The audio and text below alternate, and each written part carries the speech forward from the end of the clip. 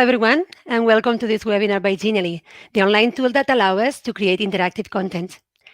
Today, we are going to be talking about the integration between Google Workspace for Education and Genially. My name is Raquel, a training specialist at Genially, and I am a Google certified trainer and innovator as well.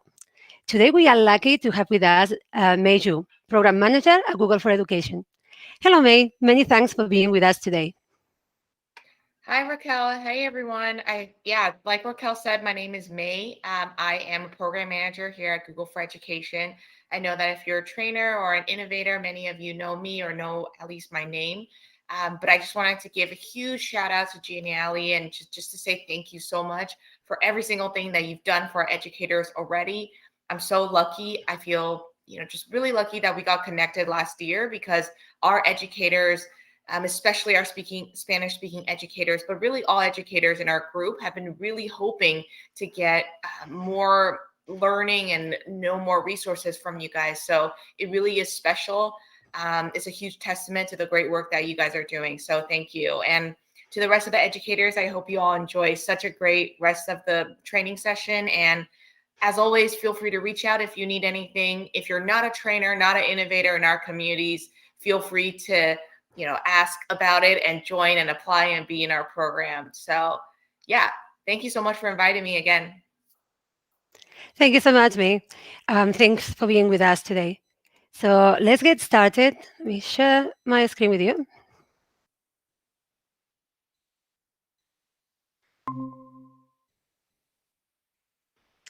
And off we go. So today, we are going to be looking at what content integration is and what this is useful for. We will explore some of the reasons why it may be interesting to connect Google tools in Genially Creations. And we will have a short demo in which we will show you how to embed and integrate a selection of resources in a Genially and how to share it. Let's get started. For those of you that may not know Genially so much already, I just would like to tell you that Genially is an all-in-one digital content creation tool that allows anyone to create interactive and animated content easily and quickly. The types of creations that you can create in Genially are very varied.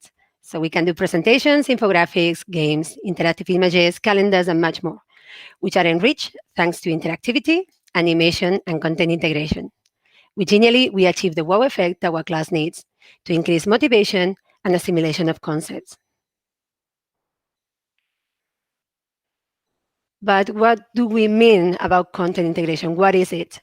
So if you don't know what it is, the concept of integration between tools may sound complex, but it's simpler than it sounds. Integration allows two online tools to communicate with each other, thereby enhancing their functionalities. Thanks to the capability of digital creation tools such as Genially, we can maximize the full power of Internet and its contents. We will be using integration in our creations. So we are bringing you the three main reasons. First of all, everything in one place with one link. So one of the main advantages of Genially is that we can display all of our resources in one place. This allows us and our audience, whether they are colleagues, students, or families, to access these resources and materials easily with a single link and in a single tab. Also, we can have a variety of resources. Thanks to Genially insert and embed functionalities, you can add a wide variety of web contents to your creations.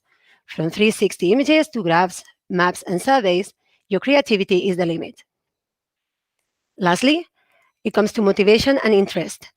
Thanks to the embedded content, your creations will be exciting and attractive, making it easier to keep the attention of your audience. Design lesson plans, topic guides, or learning experiences, which include everything you or your students need, in a few clicks, in a simple way. Genially is also a valuable tool to create and share PD resources with colleagues and other members of the school community.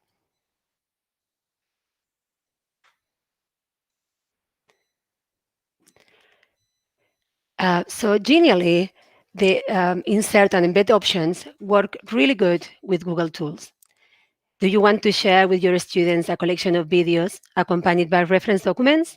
Do you have graphs and diagrams to distribute among your colleagues? Or do you want to send families information about the after-school activities and share with them a registration form in the same presentation? If that's the case, Genially is for you. Let's see how.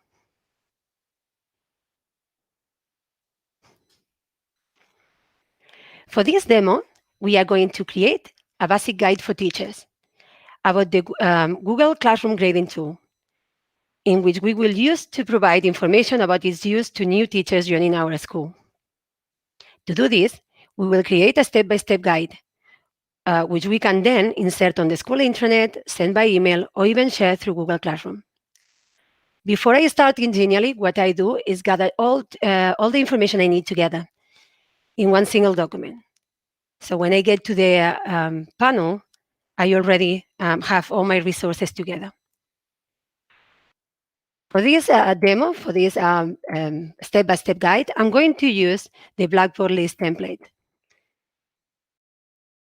which I'm going to find easily as I'm doing now. I'm going to go ahead and open the template to create a creation of my own. This template comes with preloaded text boxes, images, and interactive elements, which I'm going to use to load my content. The first thing I'm going to do is to change the name of my file on the top bar to make sure that it's easier for me to find it again in my panel. The next step is to change the text on the center of the board. I'm going to change the subtitle to Basic Guide and the title about the tool I'm going to be using. I can change the size of my text if I need to in the toolbar at the top. So I'm going to make it a bit smaller. Then, since I don't need them, I'm going to get rid of these arrows. And I can do that one by one by clicking on them and deleting, or I can select all of them by keeping my Shift key pressed. That's all of them. Because I want to add some elements at the bottom of the board, I'm going to move the elements that are already here slightly up. And I can do that again by selecting. So I'm going to drag and select the elements I want to move. And by using my arrows, I'm just going to push them up. I'm going to do the same with my title and with the rest of the elements that are left. I could, if I wanted to, use some of the interactive elements or resources that are provided in the panel, but because I want to keep the look of my creation, I'm going to copy and paste some of the elements that are already there. So I'm going to use this circle and the text box inside. I'm going to multi-select it, and then I can copy it by clicking in the toolbar at the top and paste it on the same place. And I'm just going to drag it to the bottom. Now, this element is a bit too big for me, so I'm going to make it smaller. And you see that if I change the size of the text changes as well. And because I'm going to use them as buttons later on, so I want to turn them into interactive elements, I'm going to group them. To do that, the only thing I need to do is click on this element here, the circle with the 3 dots, in order to group them. So there we go. Now I have this element at the bottom. And now I'm going to copy and paste it as many times as I need. So I'm going to need 4 elements. I'm going to copy and paste as I done before, or I can just right-click and duplicate. So I'm going to do that so that I can get all my elements, and that's the 4 elements I'm going to be using later. If I wanted to, I could select all of them again and align them using the icon at the top. So I'm going to center them, and then I'm going to distribute them so they are all in the right place. Wonderful. So now I can start loading my content into these elements. I'm doing a step-by-step guide. So I'm going to add each one of these steps in these groups of elements. First of all, I'm going to add the description to the first title. I can move my text box so it fits better on the spot. Then remember I was mentioning before that my template already has some preloaded interactivity. So when I click on this element, I can see that the button of interactivity, which is the hand pressing the button, is already blue. That means that there's something in there already. What I'm going to do is change it so that it fits my needs. So instead of a tooltip, which is a type of interactivity that allows me to add a small amount of content, I'm going to change it to a window. I'm going to add the text, the instructions for my audience. And then I am going also to add an animated image. And I can do that from this toolbar image, and I'm going to upload it from my computer. There we are. I can make this image as big or as small as I need to. So my audience now will have the instruction as well as some visuals to help them. And I'm going to save it here.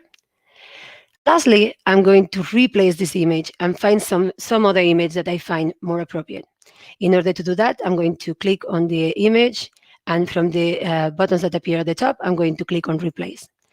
I could add an image from my computer or by URL, but in this case, I'm going to use some of the banks of images that are available already integrated in Genially. So I'm going to go ahead and click on Unsplash, and then I'm going to write school. And I'm going to click on this photo, which I think works better for my creation.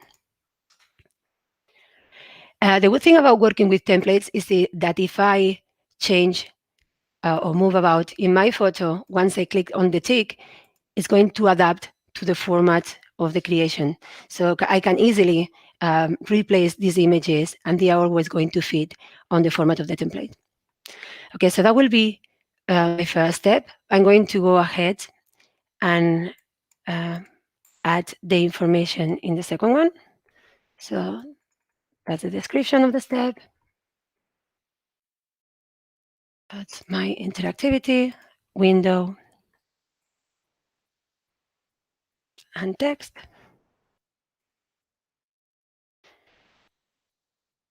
And animated image.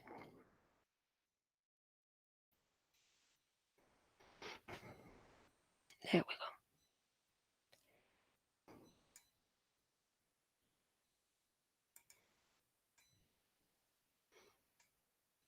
And save. Okay, so when I do my creations, I will repeat this step until I have all 6 steps ready. Because our demo is not that long, instead of that, I'm going to focus on the part of integration, which will be on the elements I've inserted at the bottom.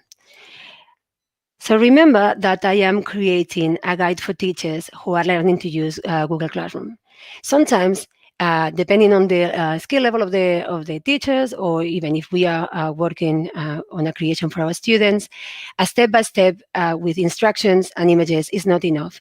So what I'm going to do is I want to add more content, so these people, my audience, are able to learn and to use this tool effectively. So first of all, I'm going to use these buttons to add, the first one of them, to add a link to the Help Center of Google.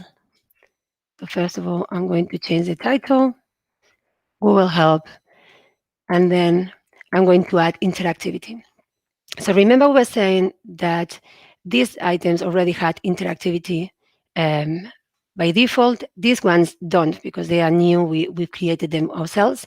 So when I click on them, the hand pressing the button is still in white. So what I'm going to do is go ahead and give interactivity to it. I'm going to choose the type of interactivity by link, and I'm going to paste the URL for the support page in Google that I want my audience to access. On the second element, what I'm going to do is I'm going to add a Google form. So this is,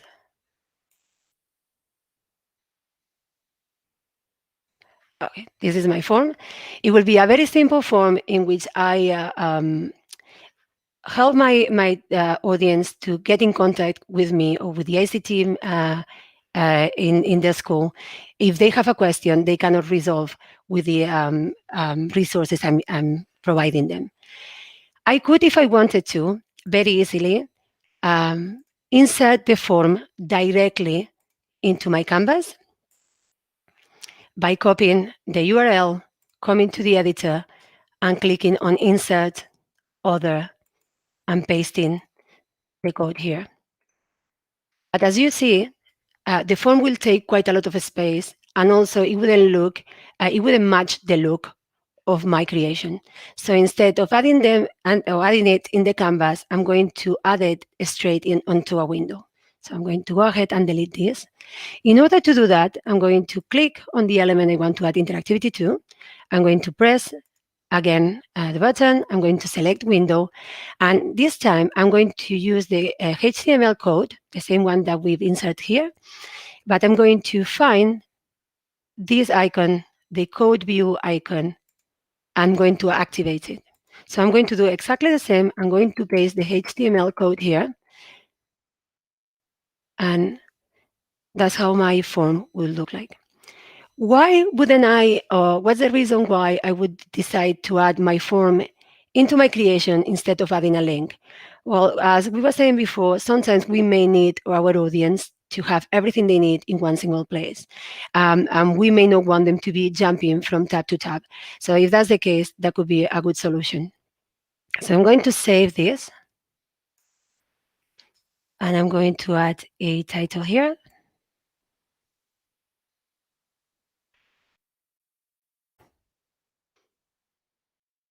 Excellent. So we have the link for the help and the link of the window for our form.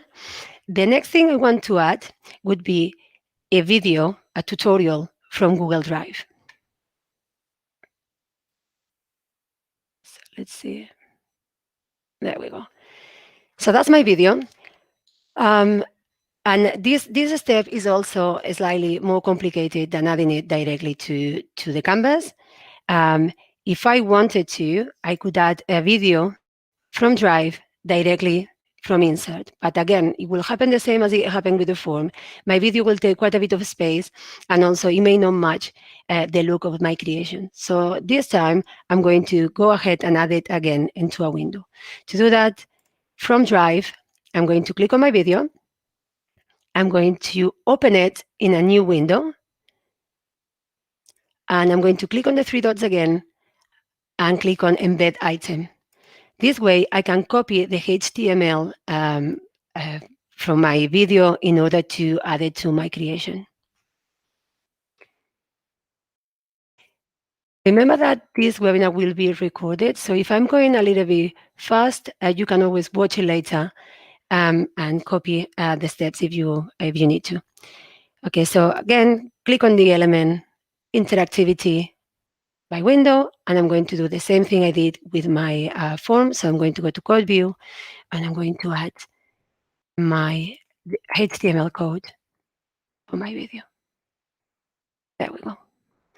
Why would I add a video from Drive instead of adding a video from YouTube? There is a few reasons, and there are a few instances where I think is more useful to do it this way. It may be that for whatever reason, the students in our school or in our school district don't have access to YouTube, as some younger students may don't, and they will miss out on the video. Also, YouTube sometimes gives suggestions at the end of the video that will allow my audience to jump from video to video and therefore leave my creation. So in some occasions, I think it could be really useful to add a video from Drive directly. It also has to do with permissions. Remember that the permissions that my video has in Drive will carry on in my Genially. So that will allow me to set those permissions easier, even although we can still do it in YouTube. I think it can be more flexible to change permissions in Drive. Okay, so that's my video. And I'm going to add a title as well.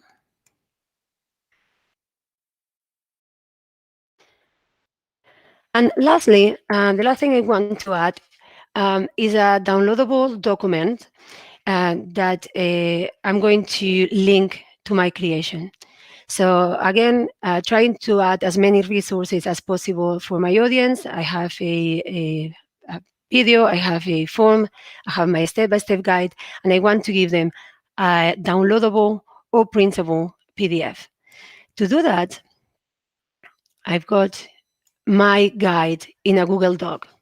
That is a regular doc that I've created that is still on my Drive. And what I'm going to do is I'm going to use a little hack from Drive to change the URL of this document so that it forces it to download as a PDF.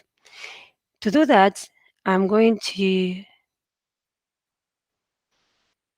change the end of the URL. All the Google Docs will have a bar edit at the end of the URL. So I'm going to remove that and I'm going to add export format equals PDF. If you're interested, my colleagues in the chat will be sharing this with you. And now the only thing I need to do is to copy this and add it as a link to my creation. So again, I'm going to select my button, interactivity link, and I'm going to paste it there. This time I'm going to change the option so that it opens replacing Genially. You will see what happens when I do that. And again, I am going to add. Well, it would be useful to have a downloadable document. In this case, as a guide, we may want to have access to it when we are offline. We may have some timetables that we want to share and want teachers to have them in their devices. We may have some policies that we need to have printed and signed. And this is the easiest way to have a document that I can update on Drive. And the link here will always forced to print or forced to download a PDF, which is the latest version of my document. Okay, so that's my 4 resources in here. What I'm going to do to finish my creation is to add a little bit of animation to them. So now these elements are static and I want them to move on entrance, and I also want that when my audience passes hover the mouse over them, they do something else. So I'm going to click on the animation button, which is the meteorite or the comet.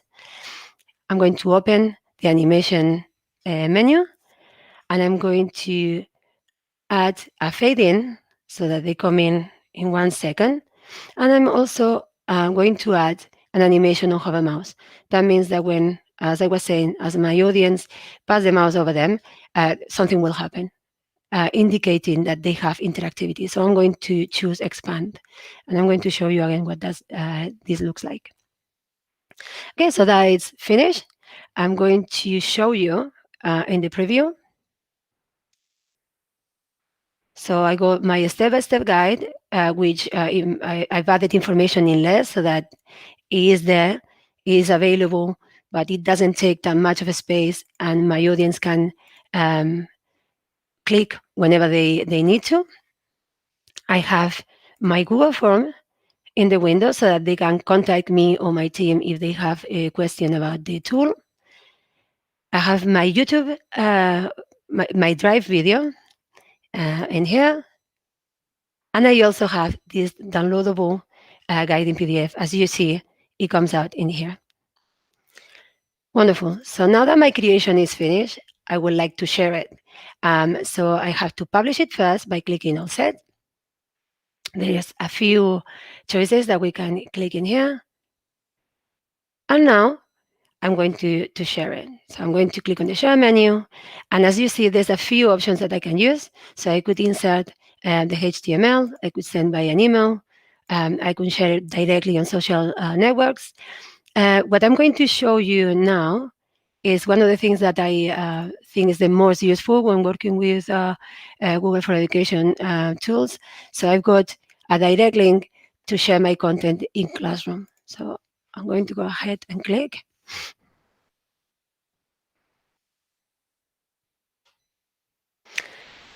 And what it allows me to do is to choose the class I want to share it with. Imagine that we may have a PD classroom where we are going to share all these resources for teachers, or I want to share it with my class or whatever. I can choose which action I want to take. So I'm going to create a material. And now it will open the same menu as I will have if I were working directly in Google Classroom.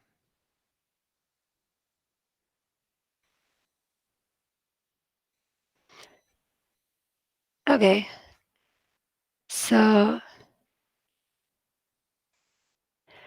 I would also, I can share it in another way. So imagine that we have a Google site, and I'm going to, there we go. So I can embed my creation directly on this site. And to do that, what I would do is just copy the URL. I will click on my site, double click in the menu, and then embed. And I can do that by URL or with the HTML code as well.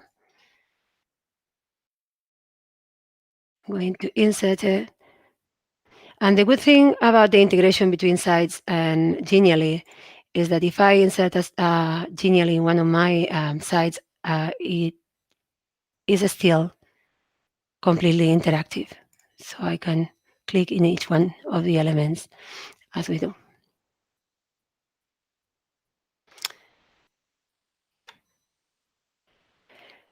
So I hope that you've seen how, in a very simple way, we can create content that includes all the resources we need in one place and with a single link.